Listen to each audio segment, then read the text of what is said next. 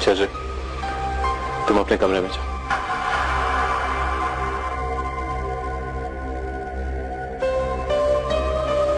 हाँ, क्या कहा है तुमने असद से ऐसा कि वो मुझसे यूं पूछ रहे हैं? बताओ, क्या कहा है असद भाई से मैंने? यही कि तुम्हें मुझ पर शक हो रहा?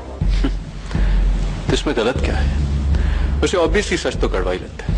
अब ये सुन के तुम मुझसे आके लड़ोगी, चीखे मारोगी, चीजें उधर उधर करोगी तो करो, चीखे मारो, उधम मचाओ, बट आई डोंट केयर, क्योंकि मैंने जो कहना था वो कह दिया। अफसोस इस बात का है फारिस कि तुम सबको अपनी नजर से देखते हो, सबको अपने जैसा समझते हो। अगर अपने जैसा समझता होता ना तो तुम आज यहाँ दिखाई ना देती। तुम्हारी चीटिंग को मैं सिर्फ इसलिए बर्दाश्त करता रहा हूं कि तुमने भी मेरी बहुत सी गलतियां बर्दाश्त की। चीटिंग किसने की ये सब अच्छी तरह जानते हैं, और तुम जैसे कुंजहन लोगों के लिए किरण जैसी लड़कियां ठीक है। अच्छा वो तुम्हें छोड़कर चलेगी, वरना तुम्हारे साथ। अपनी हाथ में रहो। ये क्या हो रहा है? क्यों चीख रहे हो तुम दोनों? भाभी, मैं बताऊंगा। तुमने जो बताना था तुम बता चुके हो असद। अब बेहतर यही होगा कि फारिस खुद कहे कि इसके दिल में क्या चल रहा है। क्या लगता है तुम्हें लगता है कि मैं और डॉक्टर शयान एक दूसरे से मोहब्बत करते हैं? अगर फारिस को गलत फहमी हो गई तो उसे दूर कर। मेरे दामन पर कीचड़ उछालकर उसे गलत फहमी का नाम मत दो। तुम मर्दों के लिए आसान है, लेकिन मेरे लिए जिंदगी और मौत का मामला ये। देखा भाभी आपने, फारिस मुझ पर इल्जाम लगा, उस पर जिसने इसकी मोहब्बत की खातिर इसकी महबूबा तक को कबूल किया, इस घर में लेकर गाने सुनता रहूंगा मैं तुम्हारे। अब तो सब खत्म हो गया कि नहीं? मेरी एक कोताही को तुमने अपने लिए हथियार बना लिया। फारिस, सच के लिए आपके पास अल्फाज कम नहीं पड़ते, लेकिन इस और के बाद तुम्हारे पास कहने को कुछ बाकी नहीं। तो फिर बताओ कि तुम्हारा और उसका क्या ताल्लुक? उससे तो तुम बड़ी हंस के बातें करती, और मेरे लिए तुम्हारे पास वक्त ही नहीं। मुझसे जब बात करती है तो तुम्हारा एक एक लफ्ज जहर में डूबा हुआ होता है। तो बताओ मुझे कि मैं इस सब को क्या समझूं? तो तुम ये जानना चाहते हो कि मेरे और डॉक्टर शयान के बीच में क्या ताल्लुक है?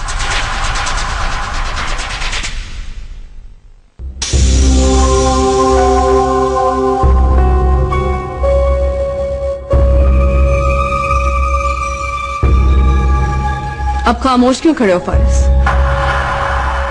वो तुम्हारे सामने खड़ा, पूछे इससे, पूछे ये मुझसे प्यार करता है नहीं? भाभी आप ही कहे ना फारिस को, इसे पूछने के लिए कि मुझसे प्यार करता है या नहीं। लाइबा, तुमने डॉक्टर शायान को इस तरह घर बुला के अच्छा नहीं किया। अगर फारिस मेरी बात का यकीन कर लेता तो ये नौबत ना आती है सर।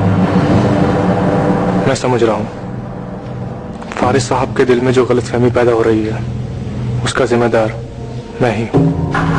क्या मतलब? जिस दिन मैडम लाइबा ने यह कहा था कि मेरी बेतकल्लफी उनको बहुत महंगी पड़ सकती है, मैं उसी दिन समझ गया था कि अनजाने में मुझसे बहुत बड़ी गलती हो चुकी है। लेकिन इसमें मैडम लाइबा का तो कोई कसूर नहीं, मेरी तो आदत ही ऐसी है, जो बात दिल में होती है कह देता हूँ। फारिस साहब, इन्होंने तो कभी कोई ऐसी बात की ही नहीं। मैं तो क्या, किसी ने भी ऐसा नहीं सोचा जैसा आप सोच रहे हैं।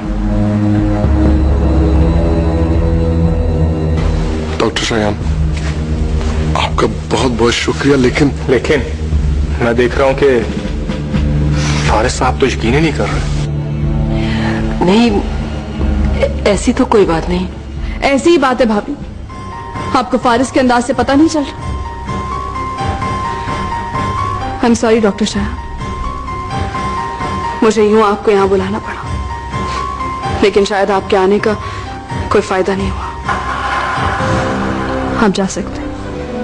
लेकिन फिर भी मैं ये चाहूंगा कि फारिस साहब अपने दिल और दिमाग को साफ कर लें। मैं हॉस्पिटल छोड़कर चला जाऊंगा, लेकिन आप अपना घर खराब ना करें।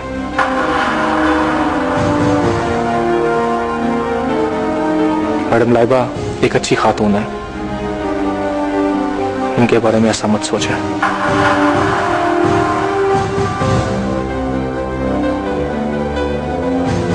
इजाजत चाहता हूं। डॉक्टर शाया, रुक जाइए। नहीं सर, मेरा रुकना मुनासिब नहीं होगा। मेरी दुआ है कि खुदा आपको और आपके घर की खुशियों को सलामत रखे। लेकिन एक रिक्वेस्ट है, शक के बीज को दिल की जमीन से दूर रखें, वरना छोटी सी जिंदगी बहुत मुश्किल हो जाती है। अपने हिस्से की खुशियां लूट लें, कोई आपको देगा नहीं, आपको खुद ढूंढनी पड़ेगी। खुशी छोटी या बड़ी नहीं होती, बस खुशी होती है। खुदा हाफिज।